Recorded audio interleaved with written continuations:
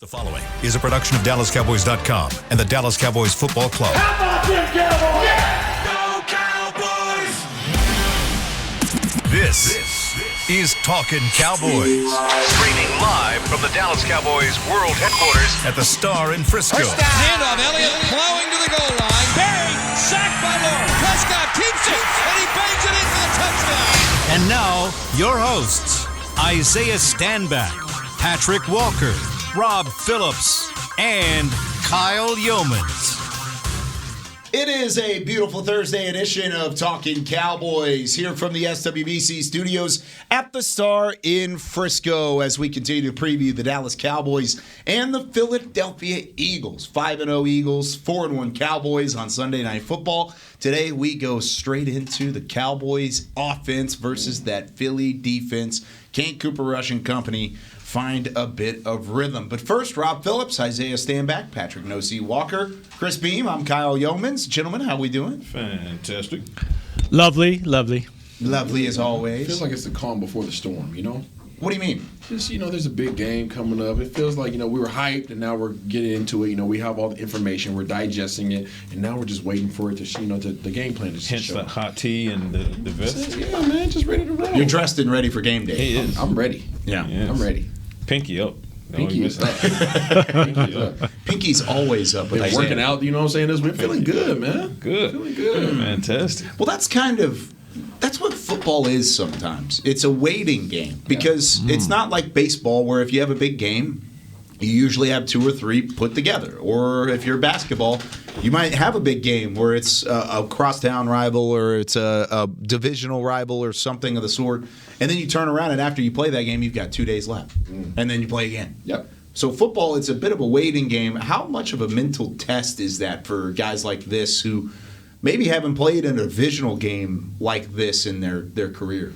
It's the emotional side of it. I think we saw a great display of the frustrations that you can have emotionally if the game the other day between the Raiders and, what was it, KC? Yeah, Raiders and KC, and you saw how up and down that game was. You saw how emotional it was. You saw there was high points, there was low points, and then at the end, unfortunately, we saw the frustration spill over from Devontae Adams, and that's what this is. That's what this game is going to be. It's going to be an up and down game. You're going to have the high points. You're going to have the Michael making plays, D-Law, those guys all making heck of a plays, and then something bad's going to happen, for the Dallas Cowboys, and they're going to have the advantage, and it's going to go back and forth, and these guys have to control their emotions, man. These guys are going to be talking. I don't know if they've ever been in it. Some of these guys have never been in an environment like Philly. I think my first start was in Philly when I was here in Dallas, and woo, you want to talk about getting hyped now. I mean, you got the old lady with a walker flicking you off when the bus is going by, people throwing eggshells at you. I mean, it gets real now. So by the time you even enter the stadium, stepping off with your suit on or sweatsuit, whatever they wear now, right? Throw your backpack on and you walk in and you hype. And you have to temper those emotions down. And you have to try to, you get there 3 hours before the game, 4 hours before the game. You just got to let it, okay, let me build it up. And you go out there for your warm-ups. Then you go out there for team warm-ups. You put your pads on. You're getting stretched out. Then you do, you hit a little bit. And then, then you got to wait for the national anthem. And then after the national anthem, you might get a little emotional. And now the doggone kickoff happens, and here it goes. Right, that first contact, whether you're on kickoff return, they scooted it up now, so hardly ever do we get to see anybody get hit. But but that used to be a let's go. Yeah. Now you got to watch. It's exactly what Jason Peters and Zach Martin both spoke about in the locker room after practice yesterday. Jason Peters himself saying you got to put on blinders. They're gonna yell at you. They're gonna curse at you. They're gonna throw things at you. You just have to focus on the task at hand. And Zach Martin said, his message to young guys, particularly rookies like Tyler Smith, is you have to remain level-headed. You can't get too high. You can't get too low. You can't let the crowd get in your ear. But I love what Micah Parsons said. He said, I'm so locked in sometimes I don't even hear the crowd. Yep. And that's what the Cowboys need to do, especially in an environment like Philly. It's my favorite road trip because of the fans. Because my first trip to Philly was 2006, and that was T.O.'s return to Philly.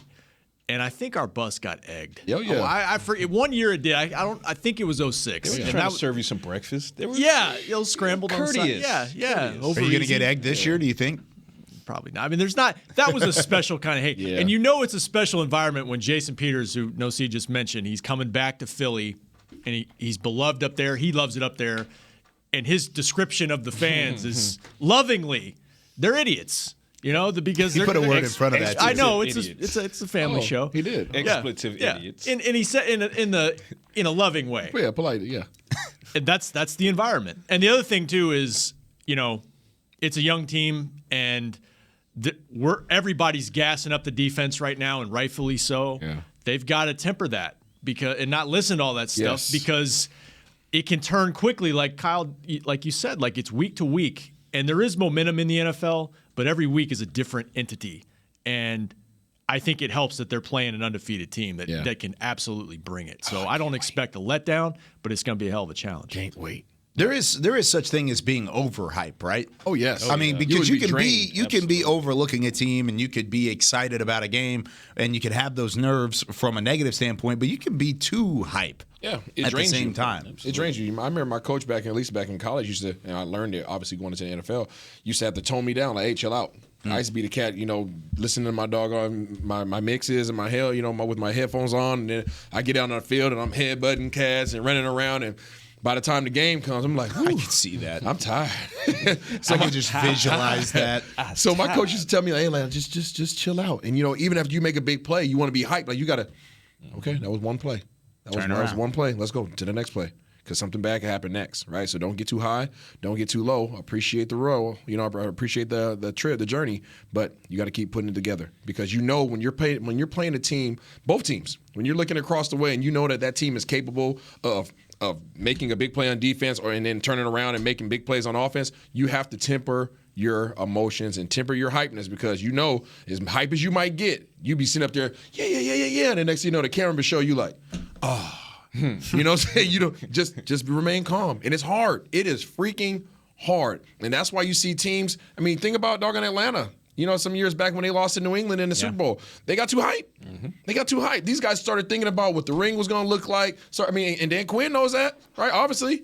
You start thinking about all the things. Oh, man, we're scraping these cats up. We're going to get this. We're going to get this. And then all of a sudden they score. Oh, don't worry about it, man. We still going to win this thing. And then, boom, they score again. Oh, okay, hold on. Wait a minute now. And all of a sudden the momentum shifted. So you, as much as you can, remain level-headed. And that's why I've talked so much in the past about having those veterans in the locker room. Right. It's everything. And that's why it's important for, I don't know if Jason Peters is going to be available. Probably not. But if he's available, that's huge. Because Tyler, hey, Tyler, chill. You know what I'm saying? Chill out. We got you. All right, what about you, Martin? Okay, chill out. We got you. Okay, cool. Everywhere I look, there's a vet that will, whoo. Hey, one reason they signed Anthony Barr, I think we asked Will McClay at training camp, and leadership was one of the first words out of his mouth. 4-time Pro Bowl. I mean, he's got the on-the-field stuff, but it's a young defense. You know, it helps to have a guy who's been through it, been to 4 Pro Bowls, you know? Yeah. But you know, to your point, and to Isaiah's point specifically, being overhyped is a thing. And to add on to what he was saying, and not only will it put you in the wrong frame of mind as far as draining you before, you know, you even get to kickoff and quicker as the game progresses, but it costs you self-discipline, right? I mean, because you're so hyped and you're so ready to make the next play that you might over pursue this tackle. And now you have a missed tackle. And now that's a big play. And then all of a sudden you've gone from this cutaway of you being, yeah, to this cutaway, oh, man. Like, so I can tell you, settle down. Yeah, I can tell you one settle time. down, Beavis. Where I was in that same instance. And I'm not sure if I brought this up in the past or not, but it was my first, like, big time for where I was not just a return man or a specialist or something like that, but like when I was playing in New England, I was starting. And we're playing Sunday Night Football in Indy against Peyton Manning, right? I got Tom Brady, obviously. So I'm with the TB12. I got Wes Welker. I got freaking Moss next to me. And so we got you Dwight weren't on Freeney. the promos for this game. I like you weren't on not. the NBC Definitely stuff not. or Definitely the CBS not. stuff. No, I wasn't that guy. They didn't say Isaiah stand back versus Peyton Manning and Marvin Harrison. But I was in the huddle. That's pretty good. But we were playing against Dwight Freeney and was it Mathis and all those guys. And so it's a hype game. And the freaking environment is crazy. It's a brand new stadium and. Man, we're playing and it goes to a TV timeout and we're just cats is jawing back and forth and as you're getting into it, pushing always almost up to a flag, you know, right at the whistle. And I remember sitting in the huddle and I'm just looking around like, yo. I just remember just during, you know, those TV timeouts are long, right? Yeah. So you're sitting in the huddle and you're just looking around like, dog, this is absolutely crazy. And I found myself getting caught up in the moment. And I remember Moss tapped me. He was like, "Hey, Stanley, this is crazy, man." He's like, "This is crazy, ain't it?" He saw me. He was like, "This is crazy, ain't it, man?" I'm like, "Dog, this is wild." He's like, "Yeah, man." He's like, "Just do what you do, man." I'm looking at him. He's just calm. The accent. I look at Wes. He's just calm. TB12 was like, "We're in practice." I'm like, "These cats ain't paying no attention at all," and it just put me at ease. I was like, "All right, just play football." Right back in. Right, but I found myself getting into the emotions and the environment and all that stuff until I had that veteran to look at and be like, "Oh yeah, this is just ball." That's this type of environment Sunday night too. Like I think it was in your rundown yesterday. We didn't get to it. Like this is the biggest divisional matchup since when? Maybe 2018 when Mari got here and it went to overtime at AT&T Stadium. And that game was off the hook. rails It was, too. Yeah, it was off the hook. But it was. I'm trying to think because the division's been so bad, and that's the type of environment you're going into, and you can get to. It's not the Super Bowl, but this is. It's definitely playoff energy. Yeah. This early on, which is wild. Right. Yeah. It's a playoff air and atmosphere in the link this weekend, and you toss in some prime time, slotting with it, and Everybody and their mama's watching this game. Yeah. Everyone's watching. Everybody's asking, "Oh man, you want to go do this Sunday?" Heck no, I ain't doing this Sunday. I got the game I'm watching. Like I've been on so many text threads with people like, "What you guys doing this week?" And I'm like, watching the Cowboys game." Danny McRae was saying yesterday, he's like, if they wanted to put this thing on pay-per-view, like Canelo style, and charge X amount of dollars, people would buy it. I would buy it. This is going to be fun. They just need to have Bray Wyatt come out at halftime. Fireflies, Get the lighters baby. out.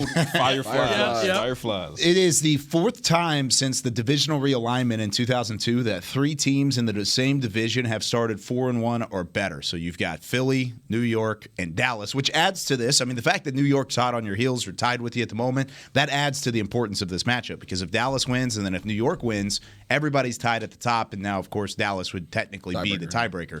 But then, and this stat raised my eyebrow as well. Cowboys and the Eagles will be the third NFC East matchup since 1970 in which the two teams have a combined win percentage of 900 or better entering a game week 5 or later in the season. The only other times that's happened was 1992, Cowboys versus Eagles. Eagles won that game as the home team. Cowboys were 3-0. The Eagles were 3-0.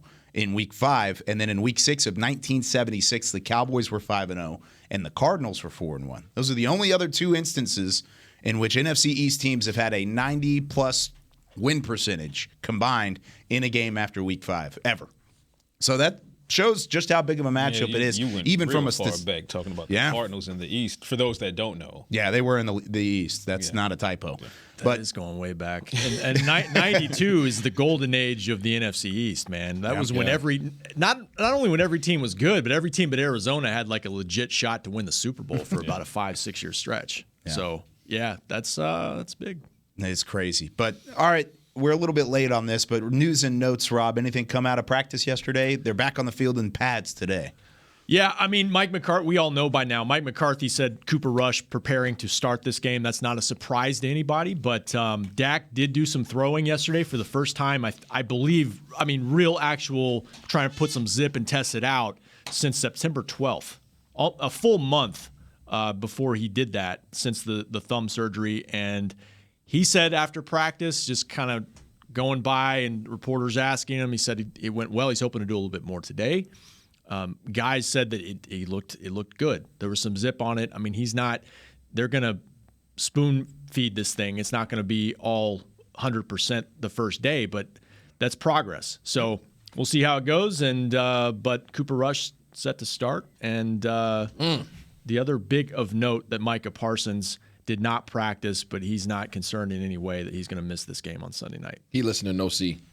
Oh, yeah? No C said, don't practice all week, play in the game. DMP, see you on the flight Saturday. Yep, thank you very much. That's Let's how it get needs you to ready happen. to roll. That's how it needs to happen. You were pretty impressed with what you saw from Dak in like a limited fashion yesterday, though, right? Yeah, and when you talk to guys like CeeDee Lamb and you hear CeeDee Lamb say that the ball, the catches and the throws felt like traditional Dak Prescott passes in that, the zip, the velocity. We're not saying it's necessarily there 100%, but you love to hear that your top receivers or one of your top receivers is basically saying, hey, that throw felt the same today as it did September 11th or, in the Dak yard this offseason, whatever the case may be. So definitely some good progress being made there.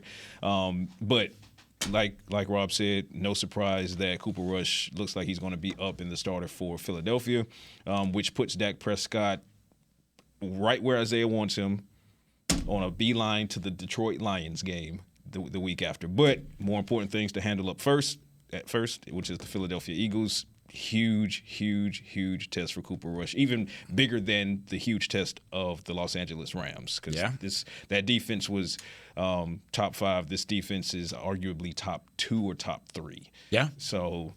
And they're playing like it, too. I mean, I know the Rams' defense has played well, but the Rams' offense just hasn't been there. But the Philadelphia offense has been there. We've talked about that a little bit this week. But I want to hit that. Cooper Rush, what kind of test is this for him on the other side of the break? Because Rush has got a chance to do something that no other quarterback has done, really, as a backup in the NFL, especially as an undrafted player. But we'll talk about that more. More Talking Cowboys presented by Black Rifle Coffee Company right after this. When you build, you start with the foundation. And home ownership is a foundation of a stable future. The Bank of America Community Home Ownership Commitment has helped over 34,000 people lay the groundwork so far, with up to $10,000 towards your down payment or 3% of the purchase price, whichever is less. The satisfaction of owning your own place can become a reality. Visit bankofamerica.com/homeowner to learn more. What would you like the power to do? Bank of America N.A. Equal Housing Lender. Credit and collateral is subject to approval. Restrictions apply. This is not a commitment to lend. Lil Sweet! Did you get to work on time? Yeah, but I just realized it's Sunday. Lil Sweet says head on home. Dr. Pepper's on its way. So sweet, unique. Baby, there's nothing better. I bet you've probably done something that deserves a Dr. Pepper. Did you invest your nest egg in an NFT? Yeah, and I don't even know what that is. It's a non-fungible token. Everyone's done something that deserves a Dr. Pepper. Todd thought it would be secure to jog in the cheetah savanna. Todd believed the big cat repellent he bought online was reliable. And now, Todd is trying to be faster than this cheetah that can run 80 miles per hour. But the good news is, Todd has AT&T 5G that is fast, reliable, and secure. And he learned the best thing to do is stop running and toss her the backpack with the beef stew. AT&T 5G. Fast, reliable, secure. It's not complicated. 5G requires compatible plan and device. 5G may not be available in your area. See att.com/5G for you for details. Are you ready to take coffee off your grocery list forever? Black Rifle Coffee Club is here to help. As a coffee club member, you'll get your favorite coffees roasted, packaged, and shipped to your door free of charge on your preferred schedule. Set it, forget it, and never run low on coffee again. Members also get exclusive deals on coffee, products, and discounts from partner brands. Ease your mind and let Black Rifle worry about your coffee supply. Go to blackriflecoffee.com to join the coffee club today. Back to Talkin' Cowboys.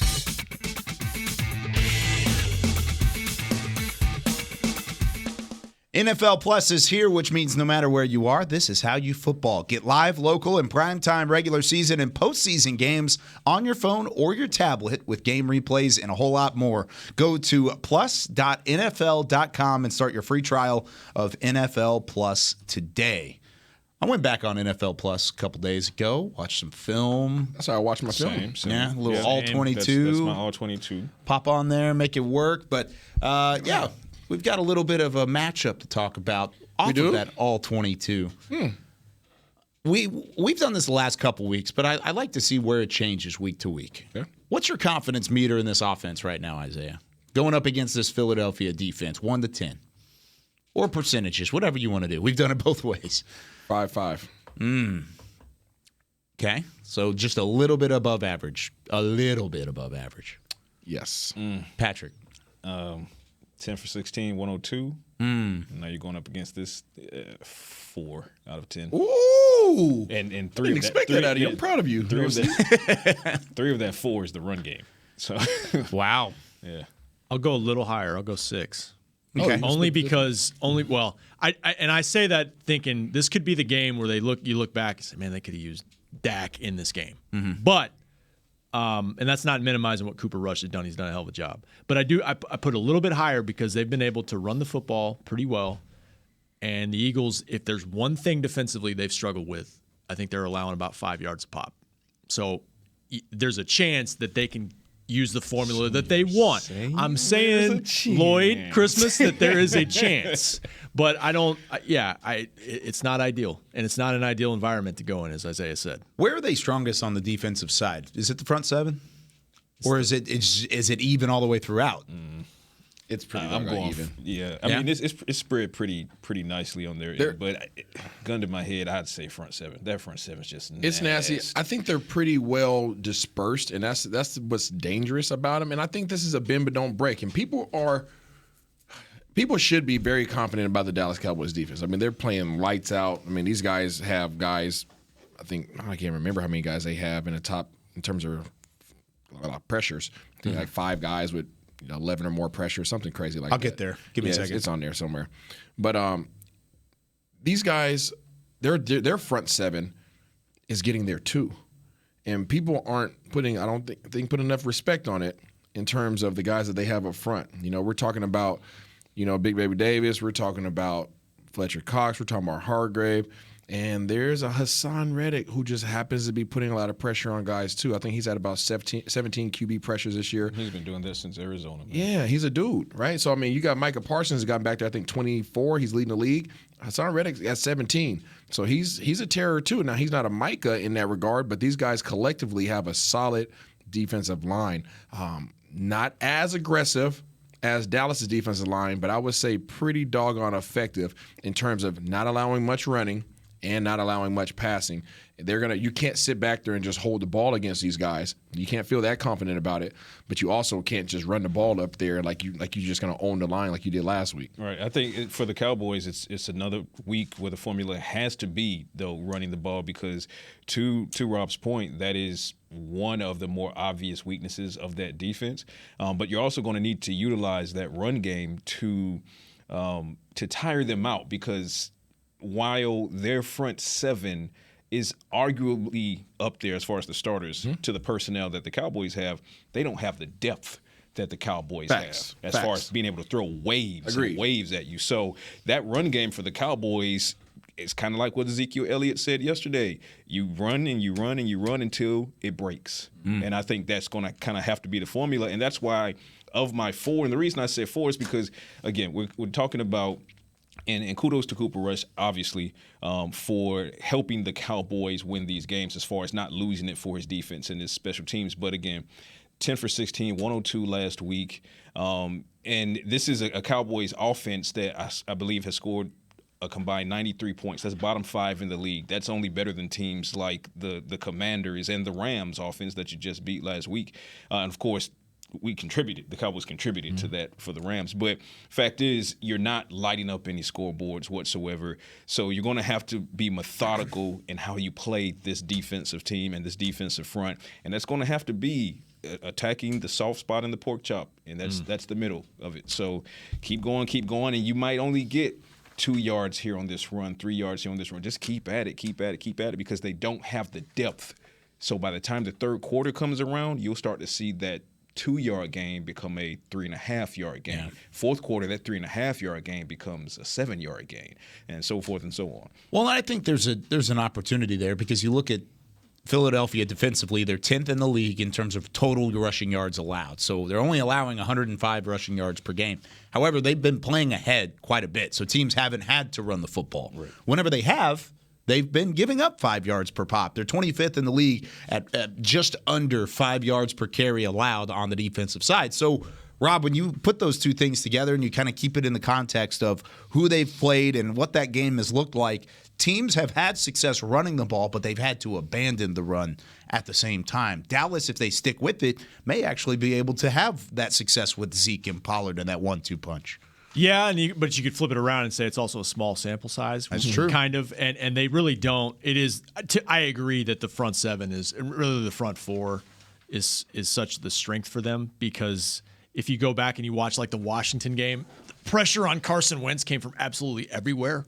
And Jordan Davis, his snaps are creeping up, and you're seeing what he can do on first and second down. More confident. Yeah. Hey, I know that guy. Yeah, I think we all were a big fan of his coming out. Hassan Reddick jumps out on tape. His speed off the edge. Relentless.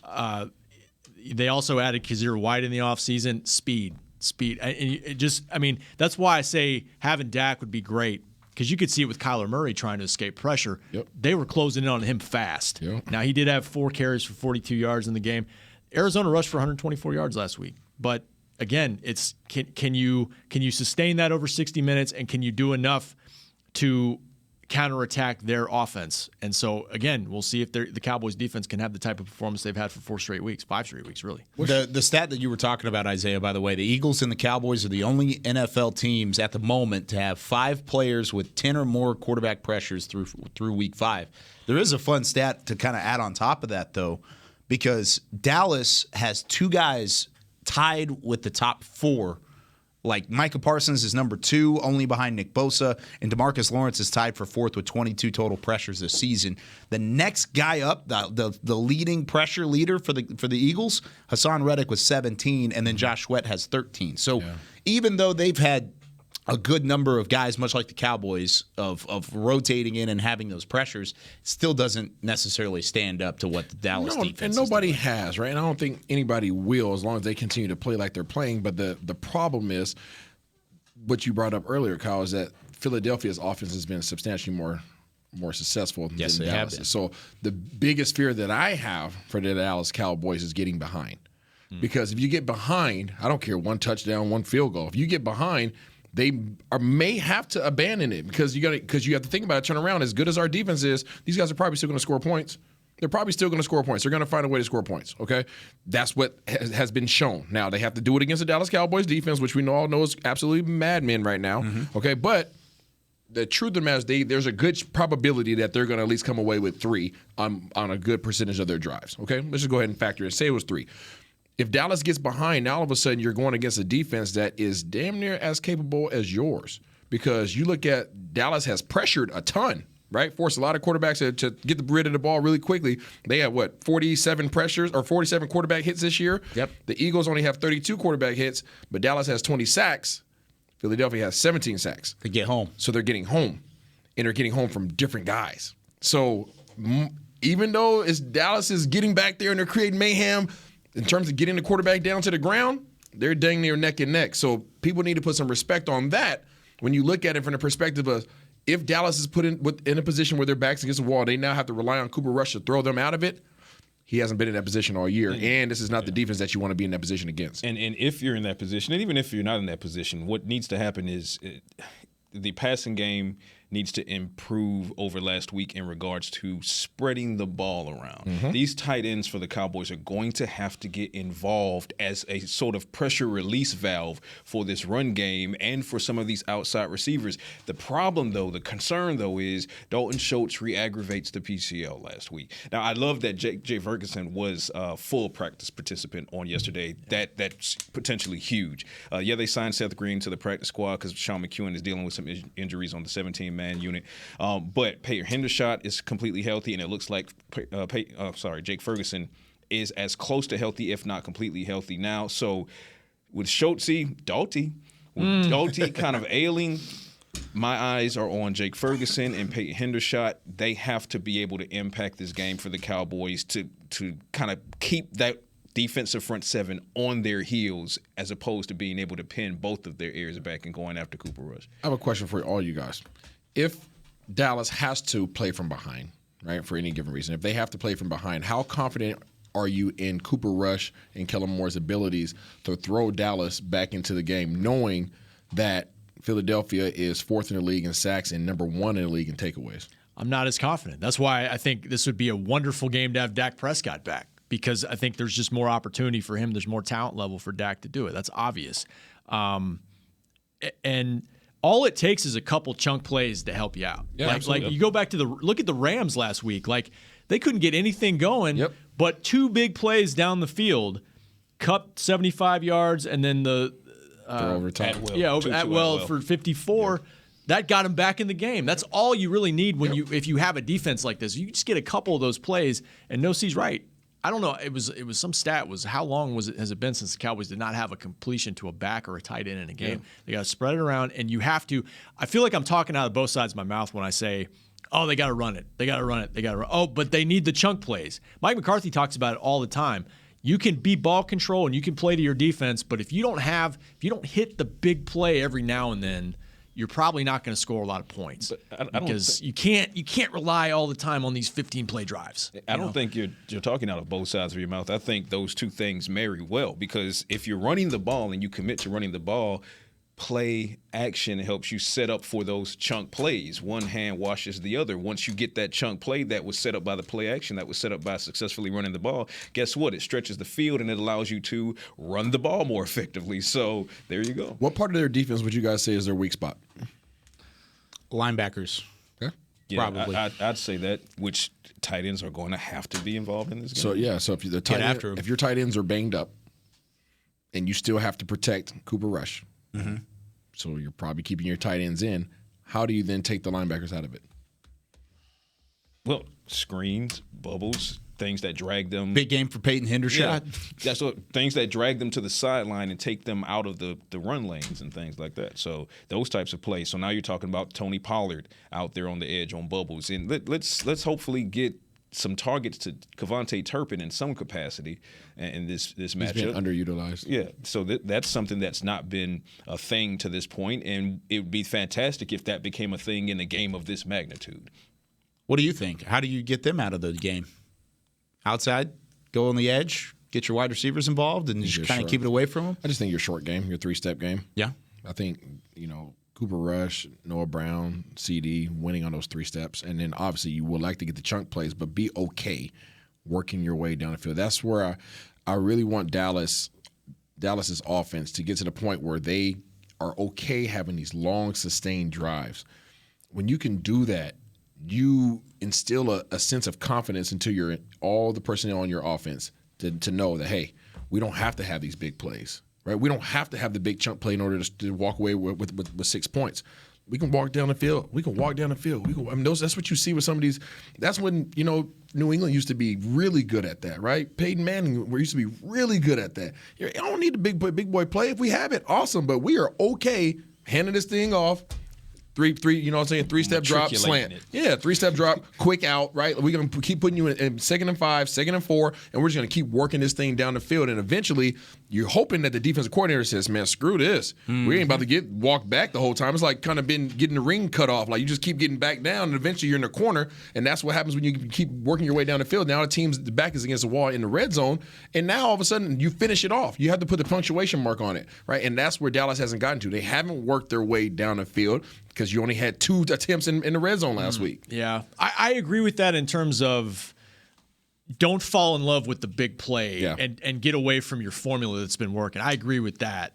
I just think with Cooper Rush, there's been times where he's gotten away with some mistakes. Leprechauns. Yeah, and that's why I say short game. Yeah, that's why I say short. I think the short game will be available to them because these guys run cover 3, so there's a lot of little holes. He's going to be high precision passes. I mean, he's going to have to be higher, have a higher precision pass margin of error. I guess a less margin of error, but he's going to have to fit him into some tight windows. But if you can, those slants are there, the quick outs are there, the curls and hitches are there. Like take those all day long until they start changing up their defense. That'll give you opportunities in other areas that you really want to exploit. I think for Cooper Rush, for me, it comes down to this with Cooper Rush. I don't need him to go and throw 35 times and win this game. Sure. That's not how the Cowboys are winning games in 2022 with Dak Prescott sideline.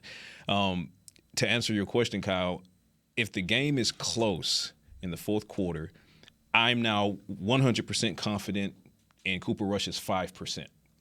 And that 5% ability to make the big throw, be it to Gallup or CeeDee Lamb. Of course, they have to make sure they catch that ball.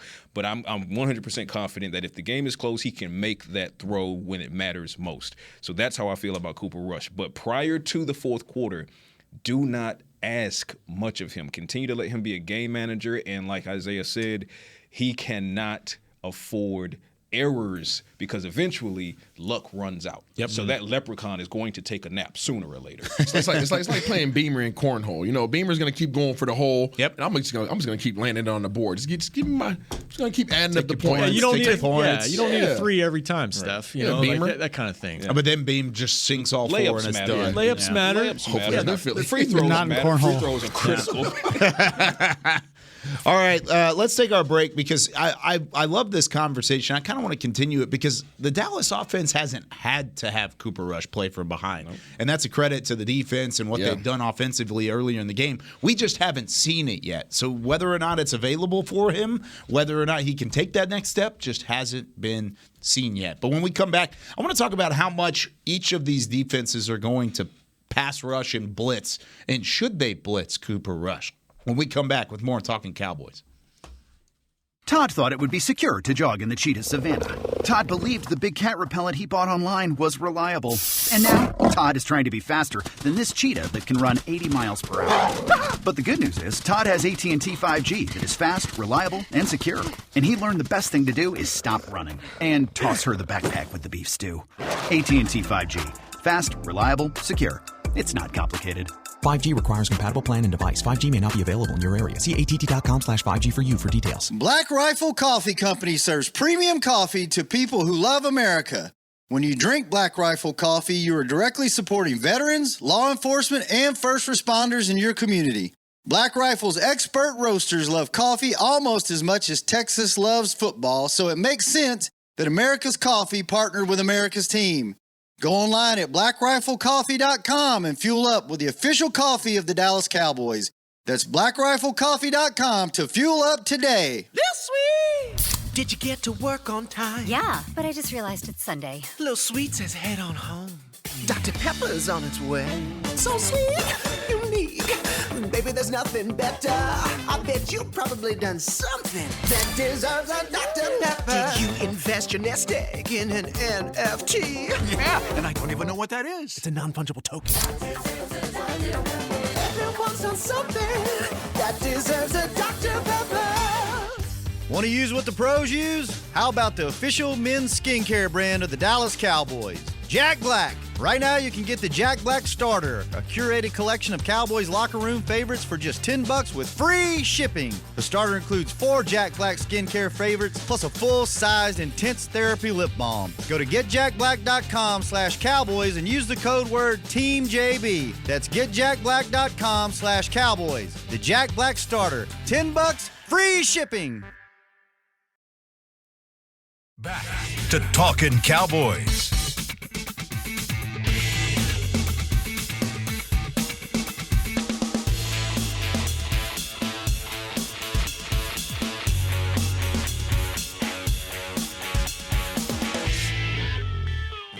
Live music fans, head to the Star in Frisco on Wednesday, October 26th for a brand new monthly concert series, The Sounds of the Star, featuring the spectacular Southern soul band Prophets and Outlaws. The concert kicks off at 7 p.m. and is free and open to the public. For more information, you can go online. Visit thestarinfrisco.com. Prophets and Outlaws. I've actually heard of that band. Pretty darn good. That's a pretty cool name for a band. Yeah, it is a good name, isn't it? I like it. I like it a lot. Patrick No-C Walker, Isaiah Stanback, Rob Phillips. We've got Chris Beam, the cornhole legend, in the back. Kyle Yeomans. It looks like we've got a bet brewing in the break. That's right. Chris Beam wants to say that Isaiah wouldn't even score a point. That's right. Not even a point on him at cornhole. That's right. Is that right, Beamer? I could probably do that, yeah. You could okay, so in the break, he's backpedaling now. In the break, no, I probably could. Oh, no, you just said I probably. I would. If I really wanted to, you would not. Oh, if you really wanted to. So you're saying that you don't really want to, Beamer. Here's the problem. This is what I've learned. When you go play someone and you beat them like bad, they don't want to play you again. Ask Heckma Harrison. Seriously, he won't play me again. You think that Heckman and I are the same competitive? No, I'm just saying. I played. Heckman's like, oh, I'm great at this. So we played. And he didn't score a point, and then he won't play me again. So you played a guy that had no hair. Now you're gonna play a guy that has some hair. We're gonna see who wins. Okay, the deciding factor there. Yeah, right. I don't know. It's like Samson all over again. Exactly. We're gonna have to set that up. And you're betting push-ups, is what I was told. Push-ups. We can. How many you want, Beamer? How many you want? I want until you get sore. Ooh. Like you can't do it anymore. Well, that applies to you too. Yeah, so because Chris that'd be will like get 5 for in. me. Right. You know, he's at like 200. Isaiah's got 240, 242. Exactly. I'm with it. Yeah, you get right in through there. All right. Let's get it on. We'll have to figure that out along the way. I can bring the boards. Don't worry. Hey, all right. All right. Mills Lane. Let's go. The Eagles pass rush, their front seven. We just talked about them a little bit. And here in the final minutes, Isaiah, how much did they blitz? Who's that? The Eagles. How much did they blitz? They don't blitz a ton. Blitz a ton. I mean, it really depends on who they're playing. I mean, I know we can look at all the stats all day long, but I don't feel as if they are going to blitz against Dallas that much. Why is that? Because they don't have to. You know what I'm saying? Like, you think about like Kyler Murray, and you go back and watch the game last week. They put some heat on him because you have to try to wrangle him up somehow, some way. And sometimes it worked. Sometimes he got out and he did what Kyler Murray does when he gets out the pocket. But if I'm facing against a Cooper Rush, why am I going to blitz? Why am I going to open up any extra holes for him to try to, to find? I'm going to make it as difficult as possible. I'm going to leave as many guys in coverage as possible if they're going to pass the ball. And then I'm going to leave as many guys in the box as possible to negate their ability to allow for Ezekiel Elliott and Tony Pollard to get some confidence, get some ground game. I would take away Dallas's ability to get anything going on the ground and force Rush to now find some holes. These guys remember, if they can do that, they're number one in the league in takeaways. 11. Yeah. They take the football away, but blitzing Cooper Rush hasn't worked out for teams already. Right? That's what I was going to say. I would absolutely love for them to blitz Cooper Rush. Come on, bring it. Here's some science on why.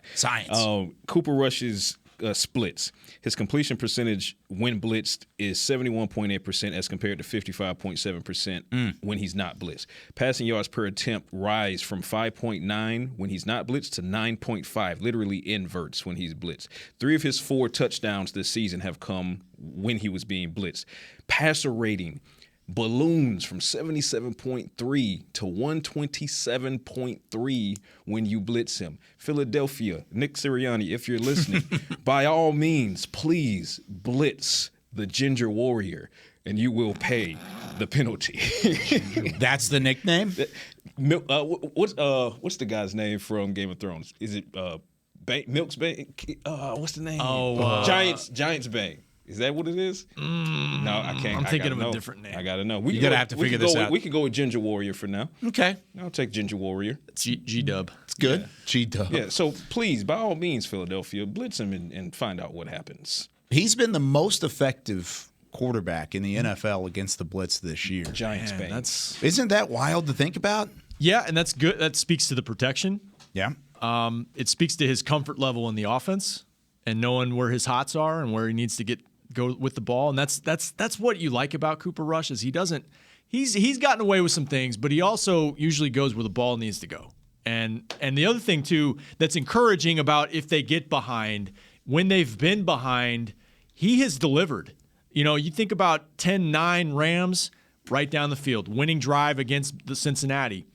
He's been pretty clutch when they need him to be, but wouldn't it be great if they could just put up 41 points against the Eagles like they did in week 3 and just because on the flip side, if the Cowboys could build a lead, then on the flip side of that, you're minimizing what those RPOs are for Philly's offense because then you're taking away the threat of the run. It doesn't mean as much, but that's asking a big blowout type of lead, and I don't expect that. I think every damn game they play this year, I think it could feel like it's going to be one of these 7 to 10 point games where 22 points might get it for you. That's just the way this defense plays this year. Yeah, they're not going to get blown out. The defense has assured you of that. The defense is going to be so good. And Isaiah's mentioned it before.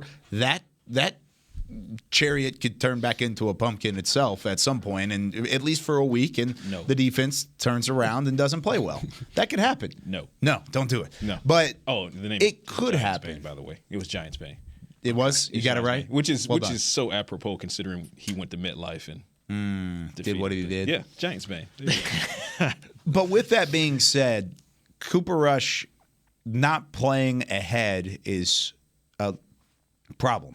Or at least we would think it's been a problem, but to Rob's point, whenever it's even come down remotely to him needing something, they've been able to convert. So fast start, that's pretty much the biggest key this week is get a fast start. Absolutely. Kind of what it looks like. Absolutely. And we would love, because it sounds like Jason Peters is doing all he can to be available and on the field. We'll see. He said, I'm good. And then the injury report comes out and it turns out he was at practice, albeit limited. But even that was wildly unexpected, right? Because the initial feel was that he might miss multiple weeks. If there's a way, he's coming back for this game. And if he was can play about it. If he can play, and Roses too, and helmet sticker to Connor McGovern from last week. But if Connor McGovern can continue playing at that level, effective this week, and Peters is back to put that extra charge and that calming demeanor on a rookie like Tyler Smith in hostile territory, then you have a chance to get off to a quick start.